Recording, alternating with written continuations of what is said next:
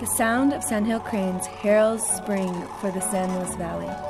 Their calls rise above the valley floor and beckon water down from the mountains to fill the rivers and wetlands as they migrate through this high mountain desert. Sandhill Cranes have been stopping here for thousands of years, but they share their history and their water with local communities. This place has been a center of irrigated agriculture for 150 years. Our culture, our community, our economies are all centered around irrigated agriculture. Families all across the valley have a rich history on the land. It's been 130 years that the Higels have been on this original homestead here. So I was 3 years old when we moved in this house where I live now. And then now me and my brother have been taking it over. And I'm the fourth generation of my family to live and work here in agriculture. And I have a 28-year-old son that wants to be the fifth generation. Farming's in our blood. But the lifeblood of this valley, water, is hard to come by. In a typical year, the San Luis Valley only gets 7 inches of rain. So farmers depend on deep winter snowpacks in the mountains and heavy summer rains in the foothills to fill up the rivers and replenish underground aquifers to irrigate their fields and pastures.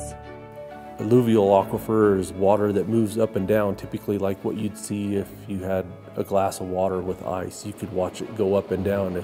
If you drank it down, you'd fill it back up with a pitcher, you know. And we've slowly drank it down, but the waiter hasn't come around with the pitcher to fill up the glass yet. Areas that were once natural wetlands and meadows now need water brought to them.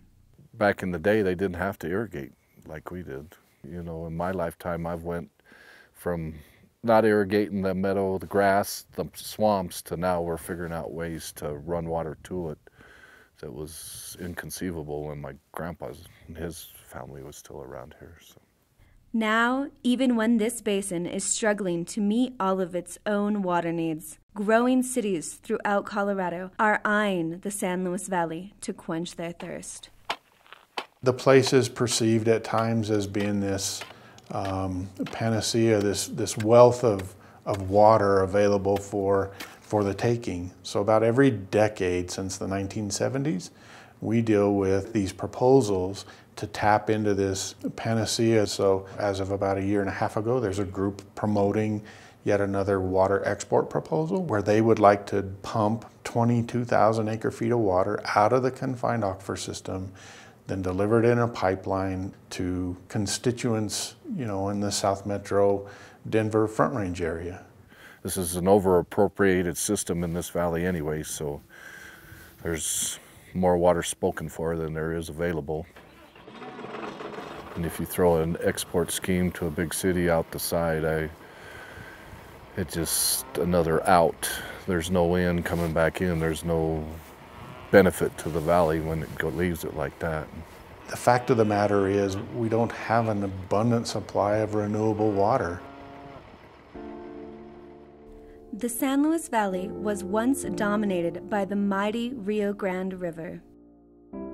Snaking through the valley, life would ebb and flow on the edges of her floodplain. It was this water that first brought the cranes here over 2,000 years ago. The boom in agriculture in the valley amplified the ecosystems for the cranes. Fields are flooded yearly to grow hay, mimicking natural wetlands. And when wheat and barley came to the valley in the 1900s, it provided a high-calorie food resource that buoyed crane populations that were dwindling due to hunting and habitat loss.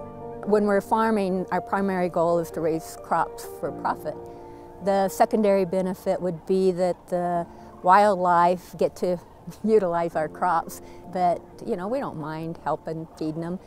As the San Luis Valley begins to face more water issues, barley is getting harder and harder to grow.